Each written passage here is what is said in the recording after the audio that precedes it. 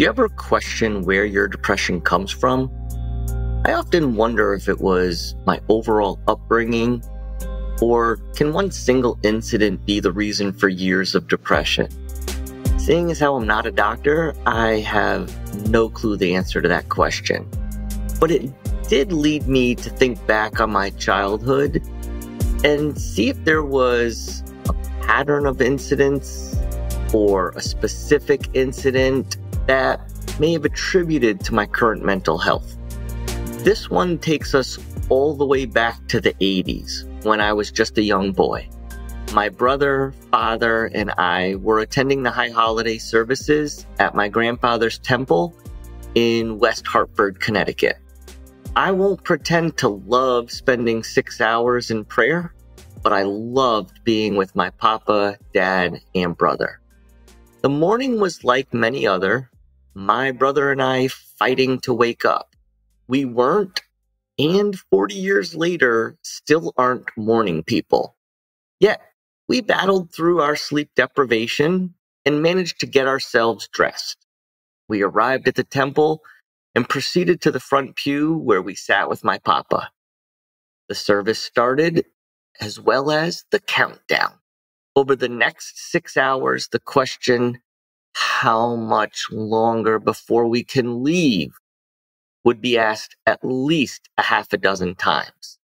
Come on, we were 7 and 9 years old. For the most part, things were normal. Then, one sentence later, everything changed. My dad leaned over to instruct my brother and I what to do should the door located directly in front of us was to open. I remembered thinking to myself, that door leads outside? I always thought it was a broom closet. My dad, in a calm but assertive tone, instructed us that if that door was to open, we were to get on the ground and pretend to be dead. At the time, I didn't think anything of it and just went on with what I usually did. Sit there and wonder when we were going to be done so we could go play with our cousins.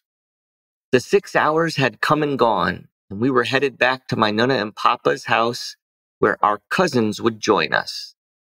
There would be basketball, swimming, lots of food, and most definitely laughter. However, on the ride home, I did have a 7-year-old curiosity moment and asked, Dad, why did you tell us to lay on the ground and act dead should someone walk through the door at the front of the synagogue? It was as if he was waiting for the question all morning to be asked and had prepared what he was going to say when it was. Yet it was so simple. He said there was a bomb threat at the temple, and that was it. And for a 7-year-old, that's really all I needed at the time. As time went on, I needed more of an understanding as to why someone, first of all, would want to blow up a building with people in it. But I also had some questions for my dad. Like, when did you know about the bomb threat? If you knew about the threat before we went, why would you take us? Did Mom know about the potential threat? Were you scared? Why would a bomb threat lead you to think there could be an active shooter? 40 years later, I was able to get the answers to those questions. Turns out, a member of the congregation was upset with the rabbi.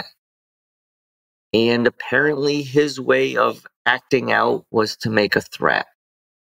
My parents evaluated the situation and didn't feel that anything was going to happen, but still wanted to take the precautions in letting us know if something was to happen.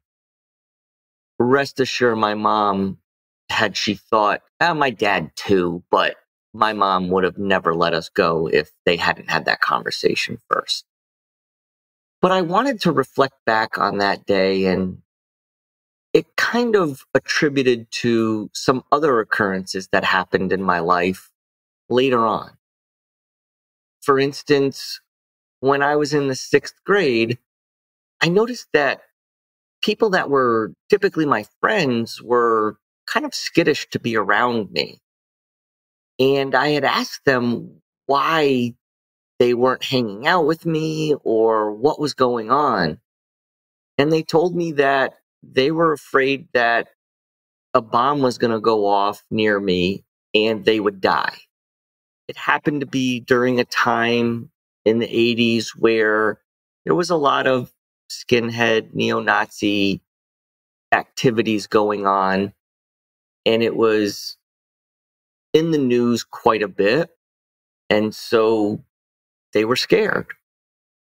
Years later, we pulled up to our synagogue as we did every Friday night and Saturday morning, and this was a Saturday morning, and we saw that the building was vandalized with swastikas. It was a pretty traumatic experience because I was correlating it with that day I experienced where my dad told me to get down on the ground should somebody come through the door and act dead.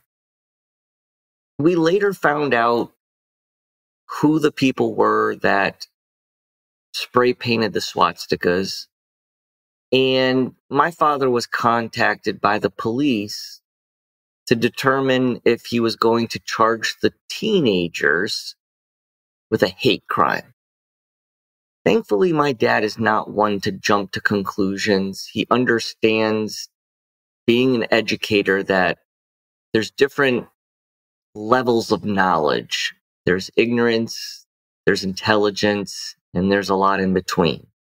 And so my dad wanted to learn a little bit more about the boys, what made them decide to do this, and if it warranted something as strong as a hate crime. He requested to meet the boys first, then make a decision if a hate crime should be filed. And he learned more information as time went on and leading up to this particular incident. The boys were kind of turned in by their mother because one of them was having nightmares about the incident. My father asked again to meet the boys at their house with their parents in attendance. And my father asked the boys a few questions like, do you know what the swastikas represent and why they are hurtful? The boys looked confused, and one finally mustered up the courage to speak. He said in a very soft voice, honestly, I don't know what it means. My father, believing him, turned to me and asked me how I felt when we pulled up to the synagogue and saw the swastikas on the building. I shared that I was terrified. My father asked me why I was terrified. And so I continued, because a few years ago, we went to temple during the high holidays, and there was a bomb threat. And all I could think about was, if this was another situation where I could die. The boys and I started to bawl our eyes out. That was enough for my father to know they just made a bad decision. My father, being the educator that he is, saw this as an opportunity to teach. He asked that the boys remove the spray-painted swastikas from the temple and to write an essay to be shared with the boys' classmates on why this was wrong. So was the lesson learned? In many cases, we don't really know. But in this one, I think we can chalk it up as a lesson learned. How, you ask? The temple was holding a fundraiser a couple of years later, and the first donation came in the form of a check from that very mother and son. I don't believe that one isolated bomb threat is the reason that 40 years later, I don't sit with my back to a door. However, I do believe a series of events will contribute to my anxiety and depression. As I grew older, my anxiety began to manifest in various ways. Crowded places became overwhelming. Trust in the world around me waned. It wasn't until therapy that I started tracing back these emotions to that fateful day at the synagogue. It has been a journey of self-discovery, a dance with my own demons. The support of loved ones was crucial, and learning to validate my own emotions was a pivotal step. With guidance of therapy, I gradually exposed myself to triggers, rewiring my thought patterns and reclaiming my sense of control. To all those dancing alongside their own demons, I would say you're not alone. Seek support, be it through therapy or the embrace of understanding friends and family. Know that healing takes time, and it's okay to stumble along the way.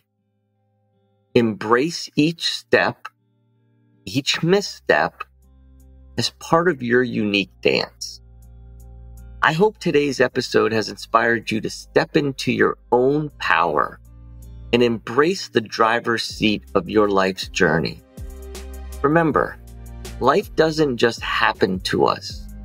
We can shape our path, make bold decisions, and navigate the twists and turns. So as you go about your day, don't forget to seize those opportunities. Make those choices, and always remember to take the lead.